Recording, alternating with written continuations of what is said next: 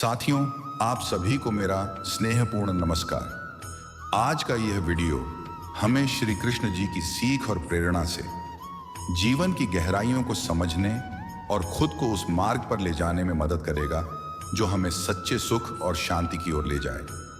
जीवन की इस यात्रा में हमें कई बार कठिनाइयों का सामना करना पड़ता है, लेकिन उन कठिनाइयों के पार जाकर ही हम सच्ची सफलता और संतोष प्राप्त कर सकते हैं।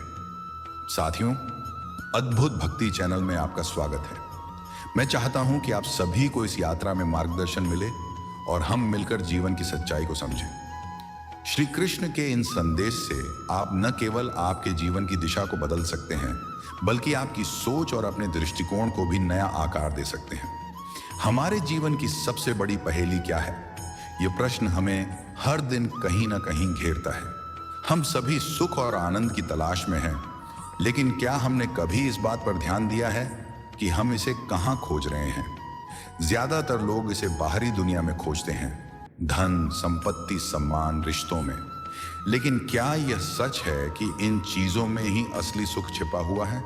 भगवद गीता में श्री कृष्ण ने अर्जुन को बताया कि असली सुख और आनंद हमारे भीतर ही स्थित होता है। ये सुख और आनंद आत्मा का स्वभाव है, जो हमें बाहरी चीजों से नहीं बल्कि हमारे अपने भीतर के ज्ञान और आत्म साक्षात्कार से प्राप्त होता है। गीता हमें सिखाती है कि बाहरी दुनिया लगातार बदलती रहती है। हमारे चारों ओर की दुनिया में सुख दुख, हानि लाभ, सफलता विफलता जैसी परिस्थितियां हमेशा आती जाती रहती हैं। लेकिन इन सब के बावजूद हमारे भीतर एक स्थिर और अचल सुख का स्रोत है, जिसे हमें पहचानना है। इस बात को समझाने के लिए एक बहुत ही सुंदर उदाहरण दिया गया है, हिरण और कस्तूरी का।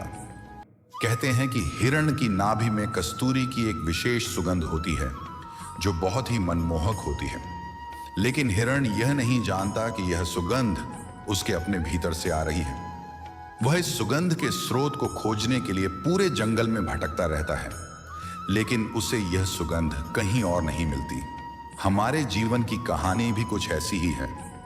हम भी अपनी खुशी को बाहरी दुनिया में खोजते हैं, वस्त्रों में, गहनों में, वाहनों में, प्रतिष्ठा में। लेकिन सच्चाई यह है कि यह खुशी हमारे भीतर ही छिपी होती है। मनुष्य का अंतर्द्वंद्व यह है कि वह अपनी बाहरी दुनिया में इतनी उलझ जाता है कि वह अपने भीतर के उस स्थायी आनंद को महसूस नहीं कर पाता। वह भौतिक सुख सुविधाओं के पीछे भागता रहता है, जबकि उसकी आत्मा का असली आनंद कहीं और है। यह आंतरिक आनंद तभी प्राप्त होता है जब हम अपने भीतर की ओर ध्यान लगाते हैं, जब हम अपनी आत्मा की आवाज को सुनते हैं। एक और उदाहरण है कुत्ते का, जो लगातार एक हड्डी को चबाता रहता है। वह इतना गहराई से इसे चबाता है कि उसके दांतों से खून निकलने लगता है। उसे यह लगता है कि यह खून हड्डी से आ रहा है, लेकिन असल में यह खून उसी का होता है। ठीक इसी प्रकार जब हम बाहरी चीजों में सुख खोजते हैं, तो हमें लगता है कि यह सुख हमें उन चीजों से मिल रहा है, लेकिन असल में वह सुख हमारे भीतर से उत्पन्न हो रहा होता है। गीता का यह उपदेश हमें सिखाता है कि हमें अपने भीतर के आनंद को पहचानना चाहिए। जब हम इस सत्य को समझ लेते हैं कि हमारी खुशी हमारे भीतर ही छिपी है, तब हम बाहरी दुनिया की चीजों के पीछे भागना छोड़ देते हैं। हम समझ जाते हैं कि असली खुशी आत्मा की शांति और संतोष में है, न कि बाहरी संसार के अस्थायी सुखों में। इस ज्ञान को आत्मसात करने के लिए ध्यान एक महत्वपूर्ण साधन है। ध्यान हमें अपने भीतर की उस शांति और आनंद से जोड़ता है, जिसे हम बाहरी दुनिया में खोजते खोजते थक चुके होते हैं। ध्यान के माध्यम से हम अपने भीतर के उस स्थायी सुख को पहचान सकते हैं, जो हर परिस्थिति में हमें संतुलित और स्थिर बनाए रखता है। तो दोस्तों, आइए हम अपने जीवन में इस उपदेश को अपनाएं। आइए हम बाहरी चीजों में खुशी खोजने की बजाय अपने भीतर के आनंद को खोजें। यह आनंद ही हमारे जीवन की सच्ची संपत्ति है, जो हमें हर परिस्थिति में संतुष्ट और सुखी रख सकता है। गीता के इस उपदेश को समझने के लिए हम प्राचीन ऋषियों के जीवन का उदाहरण ले सकते हैं। ये ऋषि जो हिमालय की गुफाओं और जंगलों में रहते थे, वे भौतिक संपत्तियों से दूर थे। उनके पास न धन था, न ही भौतिक सुख सुविधाएं, फिर भी वे असीम शांति और आनंद का अनुभव करते थे। इन ऋषियों ने ध्यान और साधना के माध्यम से अपने भीतर के आनंद को पहचान लिया था। उन्होंने समझ लिया था कि सच्चा सुख भौतिक वस्तुओं में नहीं बल्कि आत्मा की शांति में है। उनका जीवन इस बात का साक्षात उदाहरण था कि जब मनुष्य अपने भीतर की ओर मुड़ता है तब उसे बाहरी दुनिया की आवश्यकता नहीं रह जाती। गीता के अनुसार आध्यात्मिक साधना केवल धार्मिक अनुष्ठानों तक सीमित नहीं है, बल्कि यह एक गहरी आंतरिक यात्रा है। यह यात्रा हमें अपने असली स्वरूप को पहचानने की दिशा में ले जाती है। जब हम ध्यान, योग और साधना के माध्यम से अपने भीतर की यात्रा करते हैं, तब हमें अपने वास्तविक स्वरूप का ज्ञान होता है। गीता कहती है कि आत्मा अजर अमर है और यह जीवन के सभी सुख दुख, लाभ हानि से परे है। जब हम इस सत्य को समझ लेते हैं तब हमारे लिए बाहरी चीजों का महत्व कम हो जाता है और हम अपने भीतर के आनंद को पहचानने लगते हैं। गीता में आत्मा और मन के बीच के संबंध को समझाने के लिए एक और सुंदर उदाहरण दिया गया है, समुद्र और लहरों का। समुद्र की गहराई में शांति और स्थिरता होती है, जबकि उसकी सतह पर लहरें उठती और गिरती रहती हैं।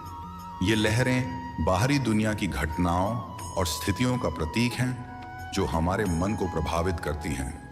लेकिन समुद्र की गहराई में वह शांत और स्थिर रहता है, बिना किसी हलचल के। इसी प्रकार हमारी आत्मा भी शांत और स्थिर है और यह बाहरी दुनिया की घटनाओं से अप्रभावित रहती है। जब हम अपने मन को शांत करते हैं और आत्मा की गहराई में प्रवेश करते हैं, तब हमें उस स्थायी आनंद का अनुभव होता है। गीता हमें बताती है कि मनुष्य के भीतर एक निरंतर संघर्ष चलता रहता है, मन और आत्मा के बीच का संघर्ष।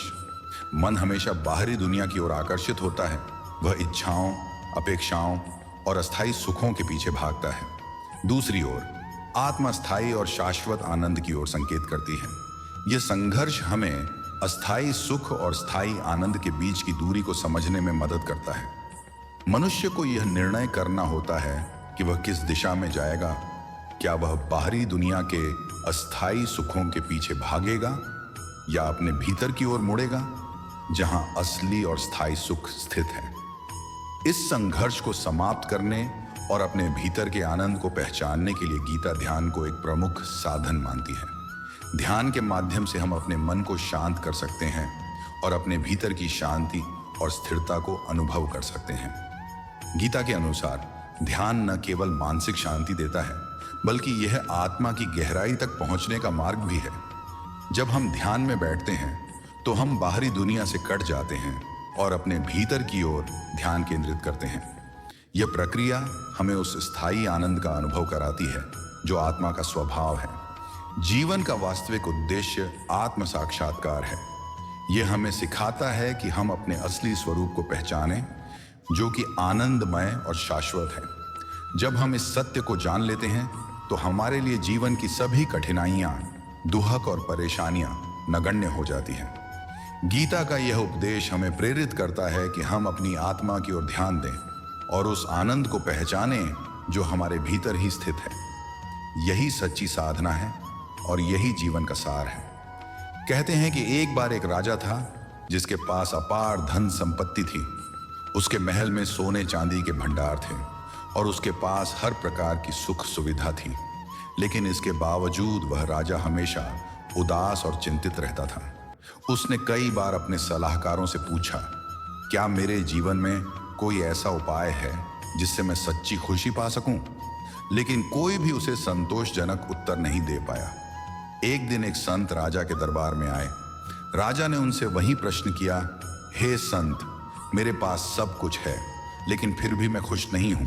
मुझे बताइए कि सच्ची खुशी कहाँ मिलती है? संत मुस्कुराए और राजा से कहा, हे राजन, सच्ची खुशी आपके बाहर नहीं बल्कि आपके भीतर है। आप जितना अधिक बाहरी दुनिया में खुशी खोजने की कोशिश करेंगे, उतना ही आप इससे दूर होते जाएंगे। आपको अपनी आत्मा की ओर ध्यान देना होगा। संत के ये शब्द राजा के दिल में घर कर गए। उसने अपने भौतिक सुख सुविधाओं से दूरी बनाकर ध्यान और साधना में समय बिताने का निर्णय लिया। कुछ समय के बाद राजा ने महसूस किया कि जो खुशी वह बाहर खोज रहा था वह उसके भीतर ही मौजूद थी। उसने अपने भीतर की शांति और संतोष को पाया और समझा कि सच्ची खुशी आत्मा की गहराई में है। इस कहानी से हमें यह सीखने को मिलता है कि भौतिक वस्तुएं केवल अस्थायी सुख प्रदान कर सकती हैं, लेकिन स्थायी आनंद केवल आत्म साक्षात्कार से ही प्राप्त होता है।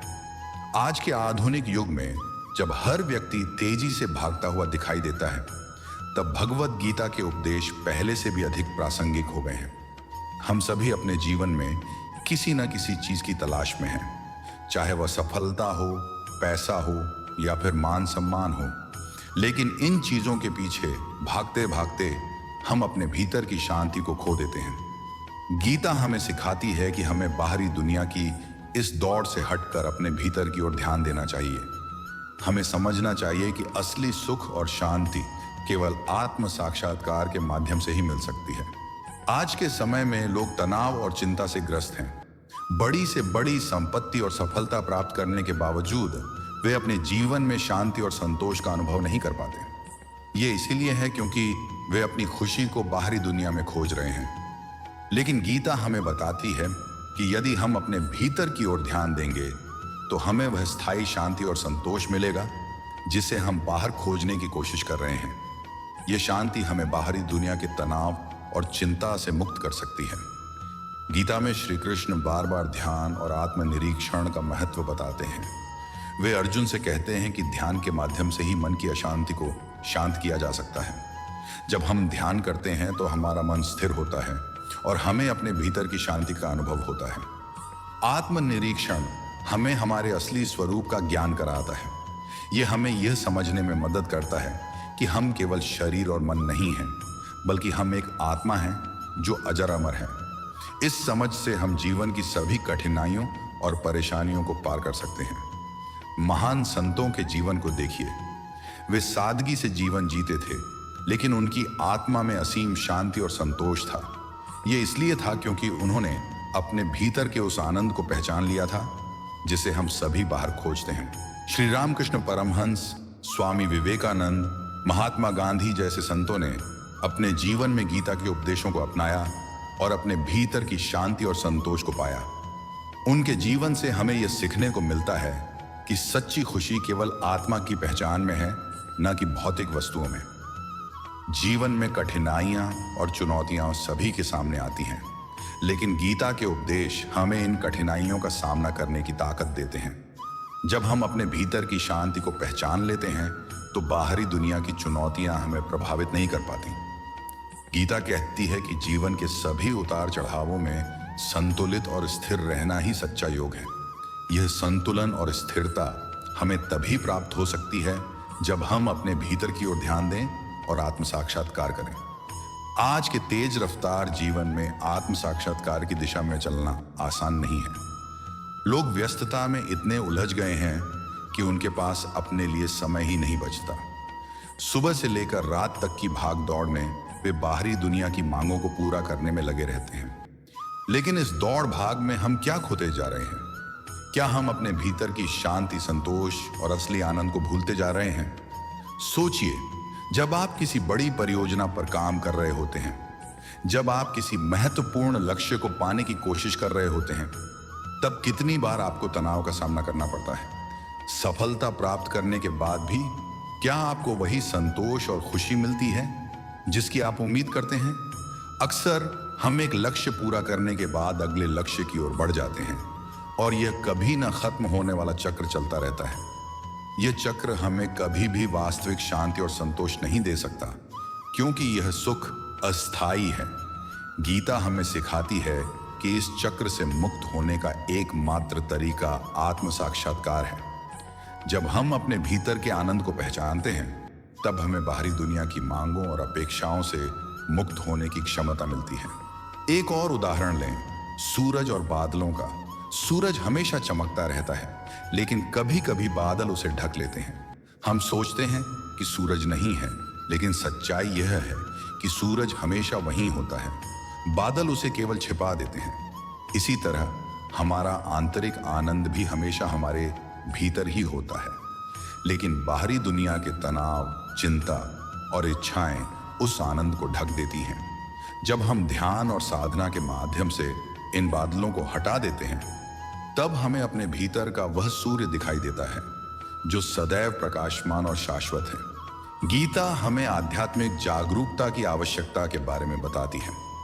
आध्यात्मिक जागरूकता का मतलब है कि हम अपने असली स्वरूप को पहचानें और यह समझें कि हम केवल इस भौतिक शरीर तक सीमित नहीं हैं।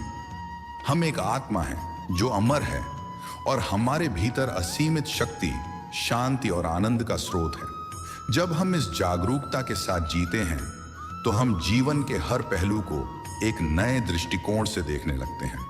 हम समझने लगते हैं कि जीवन की कठिनाइयां और चुनौतियां केवल अस्थायी हैं और हमारा असली स्वरूप इनसे बहुत ऊपर है। गीता में अर्जुन का संघर्ष भी इसी बात का प्रतीक है। कुरुक्षेत्र के युद्ध में अर्जुन अपने कर्तव्यों को लेकर भ्रमित हो गए थे। वे अपने रिश्तों, जिम्मेदारियों और युद्ध की क्रूरता के बीच फंसे हुए थे। लेकिन जब श्री कृष्ण ने उन्हें आत्मा के अमृतत्व और कर्तव्य के महत्व का ज्ञान दिया, तब अर्जुन को अपनी दिशा स्पष्ट हो गई। अर्जुन का यह संघर्ष हमारे जीवन का भी प्रतीक है। हम भी अपने जीवन के कुरुक्षेत्र में फंसे रहते हैं, लेकिन जब हमें आत्मा की वास्तविकता का ज्ञान होता है, तब हम अपने कर्तव्यों को स्पष्टता और संतुलन के साथ निभाने में सक्षम हो जाते हैं। गीता के उपदेश केवल सिद्धांत नहीं है, बल्कि ये हमारे दैनिक जीवन के लिए मार्गदर्शन का कार्य करते हैं। जब हम इन उपदेशों को अपने जीवन में लागू करते हैं, तब हम एक नए दृष्टिकोण के साथ जीने लगते हैं। हर सुबह जब हम उठते हैं तो हम अपने भीतर की शांति और संतोष को महसूस करने के लिए कुछ समय निकाल सकते हैं। ध्यान के माध्यम से हम अपने मन को शांत कर सकते हैं और दिन भर की चुनौतियों का सामना करने के लिए तैयार हो सकते हैं। काम के दौरान जब भी तनाव या चिंता हमें घेरने लगे, तो हम गीता के इस उपदेश को याद कर सकते हैं कि असली शांति हमारे भीतर ही है। बाहरी दुनिया की परिस्थितियां बदलती रहेंगी, लेकिन अगर हमारा मन स्थिर है तो हम हर परिस्थिति का सामना कर सकते हैं। गीता में श्री कृष्ण ने अर्जुन से कहा था कि आध्यात्मिक अभ्यास को नियमित रूप से करना चाहिए। जैसे हम अपने शरीर की देखभाल करने के लिए नियमित रूप से व्यायाम करते हैं, वैसे ही हमें अपने मन और आत्मा की देखभाल के लिए ध्यान, योग और आत्मनिरीक्षण करना चाहिए। यह नियमितता हमें अपने भीतर के उस स्थायी आनंद से जोड़ने में मदद करती है जिसे हम बाहरी दुनिया में खोजते रहते हैं। यह हमें जीवन की कठिनाइयों का सामना करने की शक्ति और साहस भी देती है। जब हम अपने भीतर की ओर ध्यान केंद्रित करते हैं, जब हम आत्मा के साथ जुड़ते हैं, तब हमें वह स्थायी शांति और आनंद प्राप्त होता है जो हमारे जीवन की सभी कठिनाइयों को पार कर सकता है। आइए हम इस उपदेश को अपने जीवन में अपनाएं। आइए हम अपने भीतर के उस आनंद को पहचानें और इसे अपने जीवन का हिस्सा बनाएं। ध्यान के माध्यम से हम इस आनंद से जुड़ सकते हैं और जीवन की हर परिस्थिति में संतुलित और स्थिर रह सकते हैं। यही गीता का संदेश है और यही हमारे जीवन का उद्देश्य होना चाहिए। जीवन में संतुलन का महत्व अत्यधिक है।